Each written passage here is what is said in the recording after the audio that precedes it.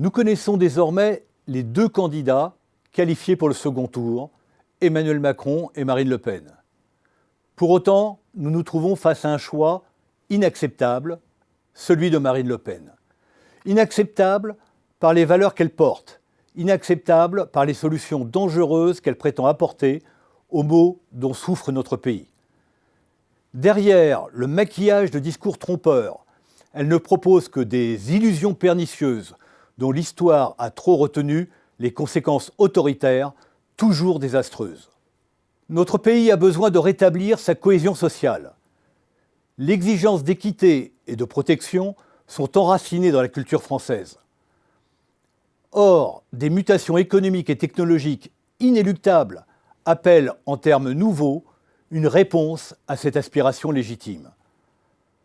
Il faut assurer au plus grand nombre l'accès à la santé, à l'emploi, à la formation, à un revenu décent, à de véritables opportunités de promotion sociale.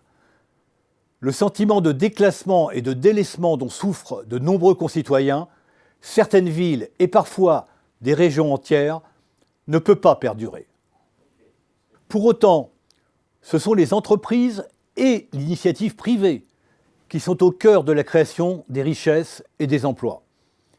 Il faut en finir avec les discours obscurantistes qui prônent la libéralisation totale, tout comme avec la multiplication des carcans réglementaires, sociaux et fiscaux.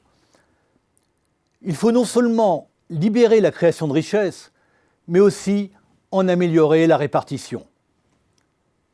La France doit savoir mieux valoriser les talents, les inciter à entreprendre, mieux orienter l'épargne vers le tissu productif. Il faut récompenser l'effort et le risque plutôt que la rente, mais ne jamais oublier que le dynamisme des entreprises, petites ou grandes, locales ou multinationales, est notre principale source de prospérité. Enfin, qu'on le veuille ou non, la France ne saurait s'extraire des contraintes de l'économie mondiale.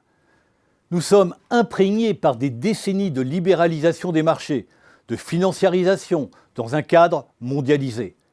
C'est ici et maintenant une révolution digitale qui bouleverse les règles du jeu économique et social. C'est en combinant nos valeurs éthiques et républicaines, nos exigences de cohésion sociale et notre impératif d'efficacité que nous pouvons construire chemin faisant une société plus équitable, plus responsable, plus respectueuse de son environnement. Pour affronter ces défis, nous avons besoin d'un profond renouvellement de la pensée économique, plus proche des réalités du terrain. Il nous faut repenser le modèle économique de la France, mais aussi élaborer un nouveau compromis social.